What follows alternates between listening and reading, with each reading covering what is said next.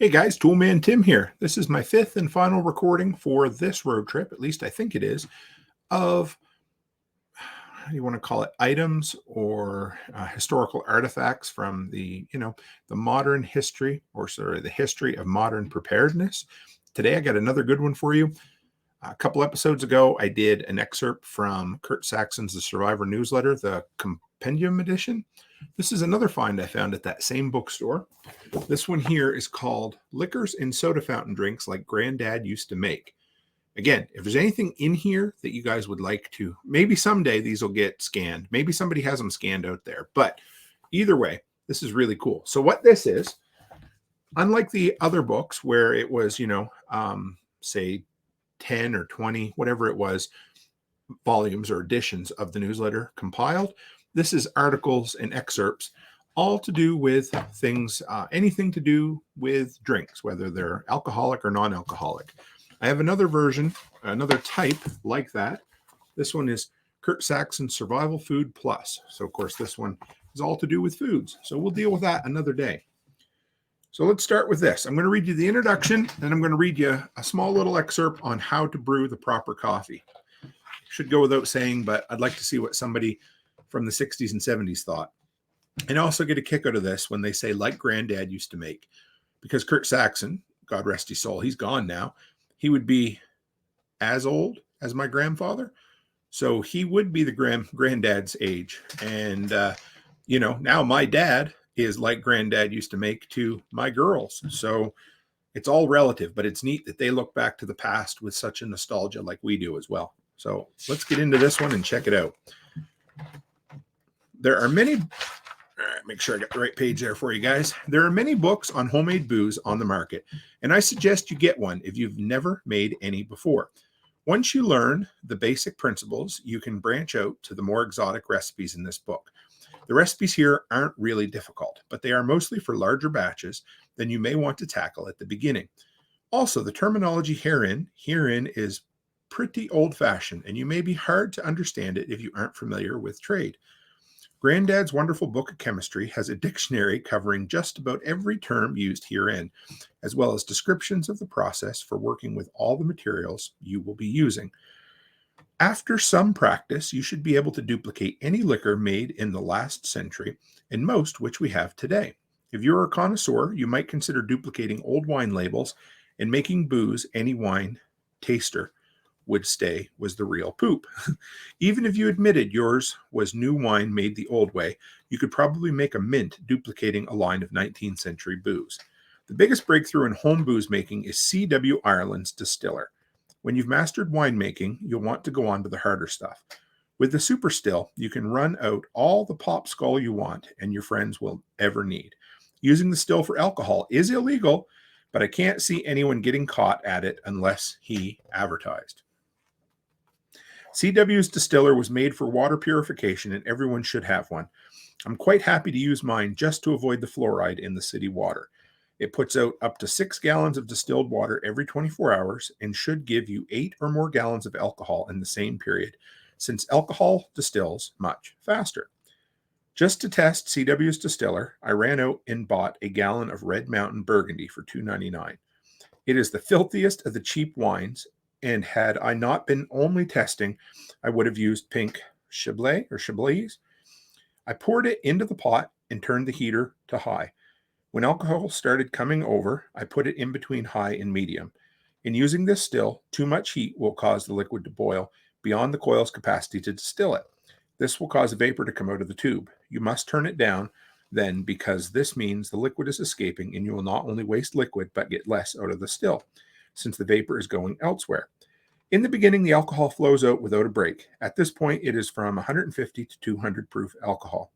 After a while, it will begin to trickle. Now it is from 100 to 150 proof.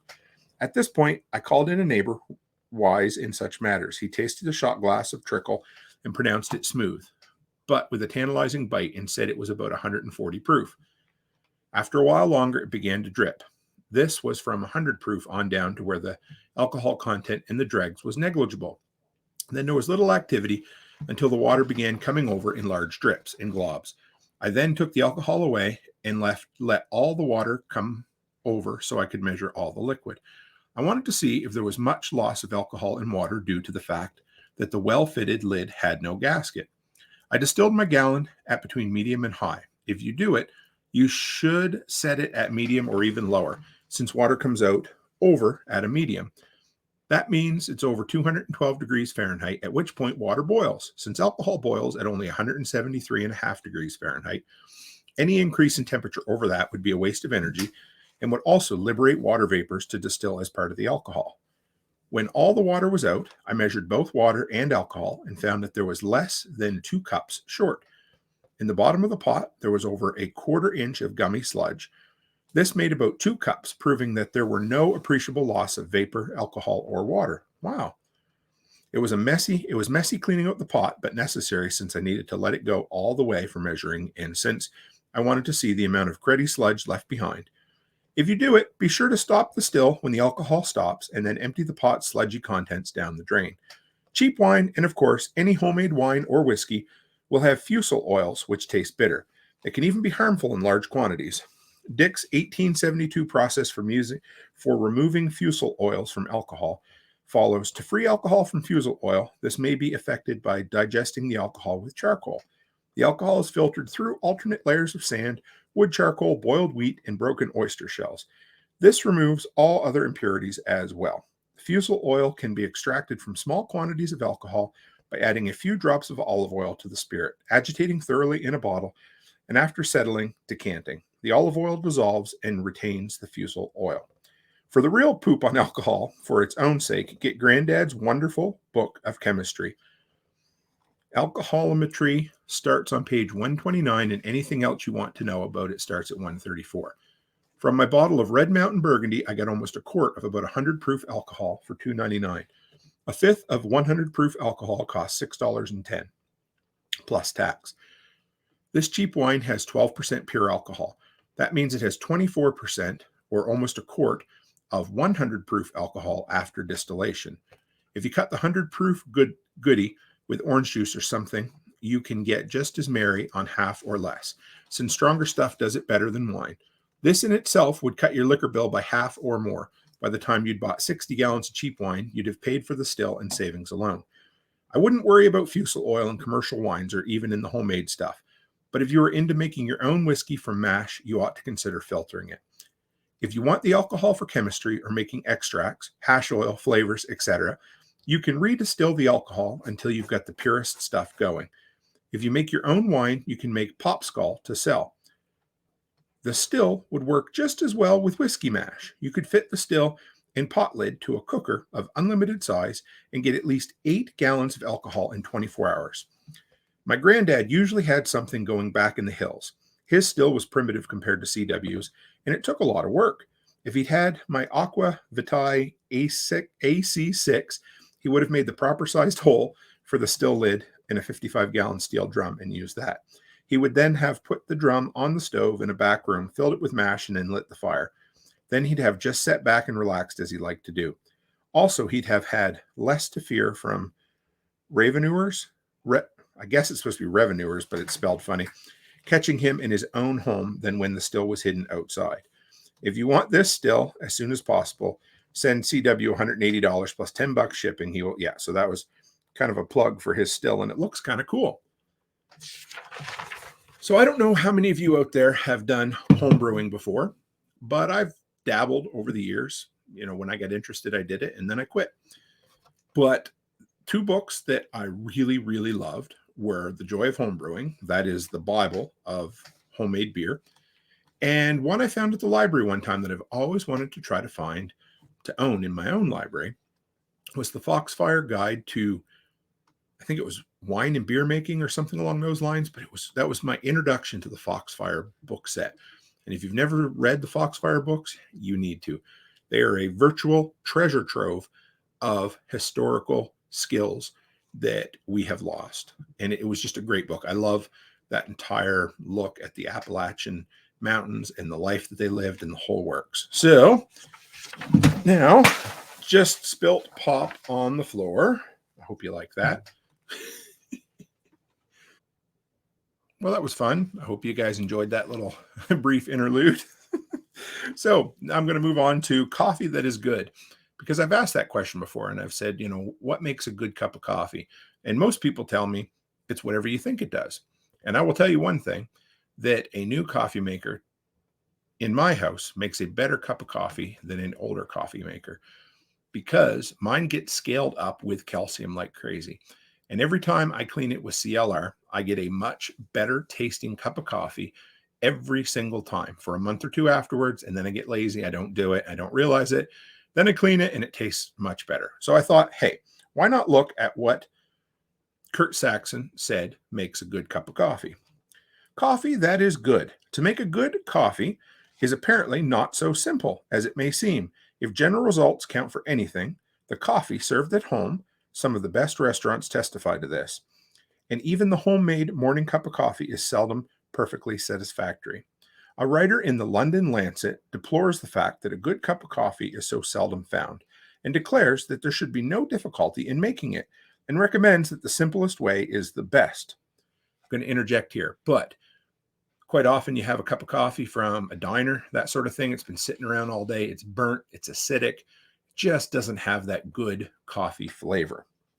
There is no better stimulant in the morning than a delicious cup of coffee. And there is no better way of preparing it than according to the following recipe. Do not buy the coffee already ground, for it loses its fine flavor more rapidly when it is in the ground form than the whole. Have a small coffee mill and grind it yourself. Step 1. A mixture of 2 or more kinds of coffee will give the most satisfactory results. 2/3 Java with 1/3 mocha will make a rich, smooth coffee. Now for the recipe. Put 1 cupful of roasted coffee into a small frying pan and stir it over the fire until hot, being careful not to burn it. Interesting. Grind the coffee rather coarse and put it into a common coffee pot. Okay, there we are. You ready for the next part? Beat 1 egg well and add 3 tablespoons of cold water to it. Stir this mixture into the coffee. What? Pour 1 quart of boiling water on the coffee and place the pot on the fire. Stir the coffee until it boils, being careful not to let it boil over. Then place on the back of the stove where it will just bubble for 10 minutes.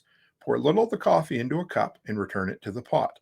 Do this several times. This is to free the nozzle of the particles of coffee and egg which may have lodged there. Place the coffee pot where it will be kept warm but not get so hot that it continues to bubble. After it has stood for 5 minutes, strain it into a hot coffee pot and send to the table at once. That's it.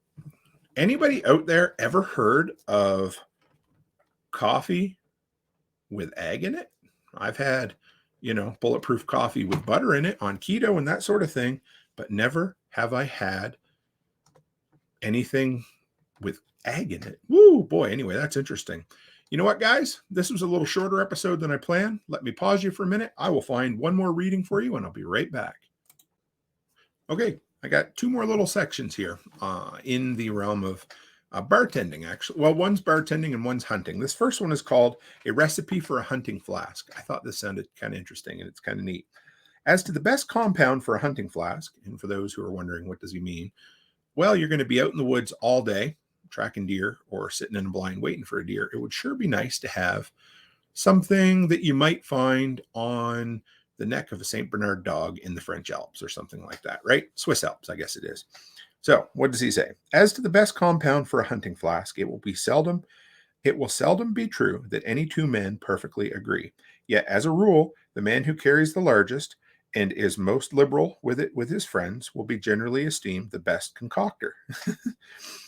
Some there are who prefer to all others a flask of gin, into which a dozen cloves have been inserted, while others, younger in age and more fantastic in taste, swear by equal parts of gin and noyau, or sherry and maraschino. For our own part, we must admit a strong predilection for a pull at a flask containing a well-made cold punch or a dry curacao. Then again, if we take the opinion of our huntsman, who, of course, is a spicy fellow and ought to be in such matters, he recommends a piece of dry ginger, always kept in the waistcoat pocket, and does not care a fig for anything else. So much for difference of taste. But as we have promised a recipe, the one we venture to insert is specifically dedicated to the lovers of The Crathor, it was a favorite of no less a man than Robert Burns, and one we believe not generally known. We therefore hope it will find favor with our readers as a wind-up to our brewings. Recipe. To a quart of whiskey, add the rinds of 2 lemons, an ounce of bruised ginger, and a pound of ripe white currants stripped from their stalks. Put these ingredients in a covered vessel and let them stand for a few days. Then strain carefully and add 1 pound of powdered loaf sugar. This may be bottled 2 days after the sugar has been added. Wow, that is an interesting recipe. That is a lot of sugar as well. A quart of whiskey, a pound of sugar, and a bunch of fruit for flavor. All right. Finally, I want to read you the model bartender.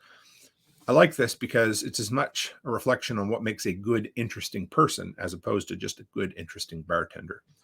He should be a man of good character, straight personal habits, good temper, cheerful, obliging, wide awake, quick, graceful, attentive, sympathetic, yet too smart to be, quote unquote, worked, neither grum nor too talkative, of neat appearance and well dressed.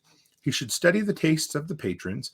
For instance, in mixing a cocktail, most clerks make the mistake of putting in too much bitters, in which case the drink is spoiled, or rather is unpalatable to the customer. Most men like but very little bitters. Not me. I love a lot of bitters, but that wasn't in the article. You should, in order to become proficient and popular, study all the points in the mixing of all drinks. There can be too much syrup or sugar, lemon juice, or other ingredient used in the same way as too much bitters in a cocktail. This is a profession that every man cannot master. There are men who would not make a first-class bar clerk in a lifetime. A clerk should not encourage hangers-on, loungers, or men under the influence of drink. In fact, he should never sell or give to a man in his cups, for this feature casts the greatest odium on our business, which could be made as legitimate as any if in the hands of a proper persons. Interesting. I like that. I love looking into the history of what people thought made a good individual.